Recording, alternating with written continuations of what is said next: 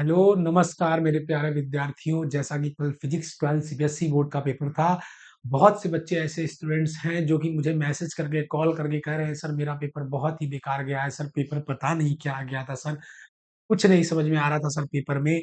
बहुत से बच्चे रात में कल रात में मुझे 11 साढ़े 11 बजे तक कॉल करके बहुत ही हेक्टिक, बहुत ही क्या करते थे, एकदम उदास थे कि सर मेरा कैलकुलेशन करने पर 19 नंबर ही आ रहा है, 20 नंबर भी आ रहा है, सर क्या होगा सर? कहीं मैं तो फेल तो नहीं हो जाऊँगा फिजिक्स के पेपर में।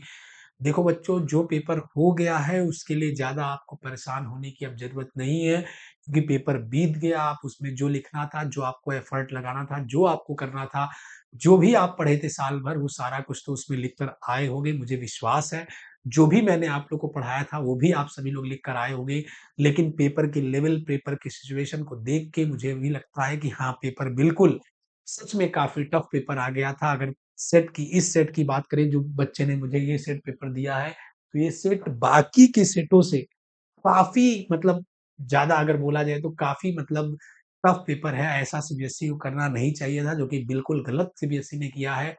पिछले बार भी ऑलरेडी फिजिक्स का पेपर टफ था, तो मैंने कुछ बच्चे को सांत्वना दिया था कि इस बार फिजिक्स का पेपर तुम लोग का टफ नहीं आएगा, लगभग नॉर्मल ही रहेगा, ज़्यादा ईज़ी भी नहीं आएगा। मैं बच्चों को ये भी क्या किया था, वार्निंग देता आया था। लेकिन सीबीएसई का ये बहुत ही गलत एकदम निर्णय है कि ये पेपर क्या ही आप सभी लोग बनाते हैं।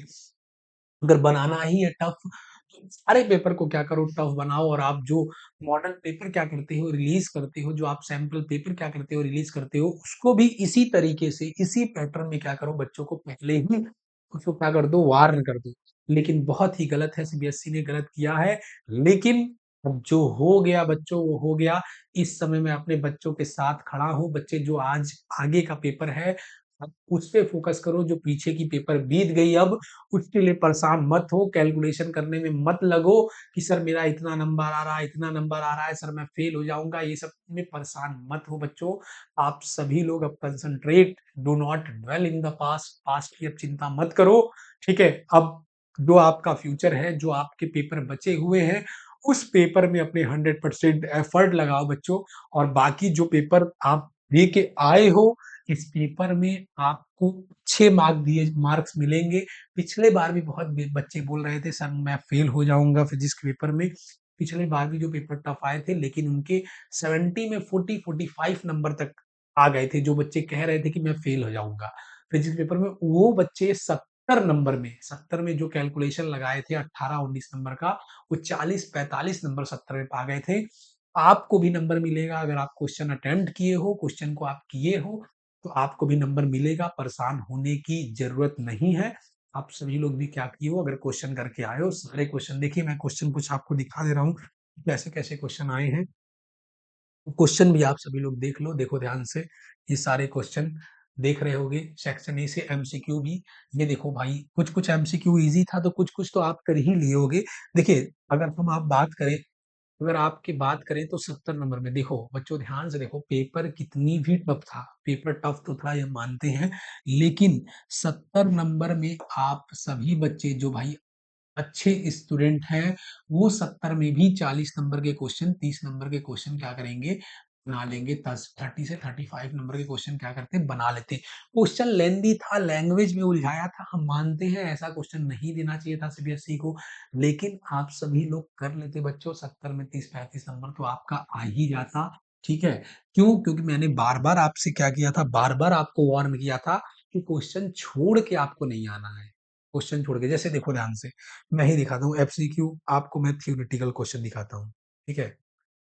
आपको मैं थ्योरेटिकल क्वेश्चन दिखाता हूँ, ध्यान से देखो। मैं थ्योरेटिकल कुछ क्वेश्चन दिखाता हूँ, उसमें आप देखो क्या मतलब लिखोगे। देखो जैसे, ध्यान से देखो, स्ट्रेट रेंज लॉ, ये कौन बच्चा नहीं लिखा पाएगा? स्ट्रेट रेंज लॉ है 3 नंबर का। ये आर्मेचर कॉइल है, ठीक है? आर्मेचर कॉइल है, ब्रश है, ठीक है? कार्बन कार्बन ब्रशेज़ है, फिर है क्या है? स्लिप रिंग्स है। ये सारी चीज़ों के बारे में तो आप थ्योरेटिकल क्या कर सकते हो, लिख सकते हो सारी चीज़ें। इनफाइनाइट द नेम, ये सब सारी चीज़ें, ठीक? और भी अगर बात करें मैं, और भी अगर बात को करूँ, तो ये क्वेश्चन आप अटेम्प्ट तो किए होंगे, भले ही मान लो नहीं कर पाए होगे, मैं मानता हूँ, लेकिन ये क्वेश्चन अगर आप किए होंगे, ये वाला क्वेश्चन ध्यान से देखो, ये वाला क्वेश्चन, ये वाला भी क्वेश्चन कोई ज़्यादा टफ नहीं है, 17 का ए, ठीक है? ये सब क्वेश्चन क्या किए होंगे, अटेम्प्ट तो किए हो ना। जो बच्चे छोड़ कर आए हैं क्वेश्चन देखो, जो एकदम ब्लैंक कॉपी छोड़ के आए हैं वही वही बच्चे का दिक्कत है। बाकी अगर आप अटेम्प्ट किए हो तो स्टेप नंबर मिलता है, स्टेप वाइज मार्किंग होती है, ठीक है? स्टेप वाइज मार्किंग होती है, स्टेप वाइज मार्किंग होती है। कोई भी हेक्टिक होने की आपको क्या है, ज़रूरत नहीं है। स्टेप वाइज मार्किंग होती है, आपको नंबर मिलेंगे, मुझे पूर्ण विश्वास है। आप पीछे का जो एग्ज़ाम बीत गया है उसके लिए चिंता मत करो, लेकिन सीबीएसई को मैं मेल करूँगा कि ऐसा आपको नहीं करना चाहिए था। अगर आपको पेपर टफ बनाना है तो पहले से भाई आपको सैंपल पेपर में भी वार्न करना चाहिए था कि पेपर टफ आने वाला है इस बार भी, और टफ बनाना है तो सबके लिए टफ बनाओ ना। क्यों कुछ बच्चों के लिए क्यों टफ बनाते हो और कुछ बच्चों के लिए एकदम ईज़ी पेपर बनाते हो, ऐसा क्यों करते हो? तो आप सभी लोग अब परेशान ना हो बच्चों, आगे की अपनी तैयारी करें, आगे की जो एग्ज़ाम है उसके लिए तैयारी करें। Wish you all the very best, आपका एग्ज़ाम अच्छा होगा, नंबर भी अच्छे आएँगे, आप चिंता मत करो, ठीक है? ठीक है बच्चों, जय हिंद।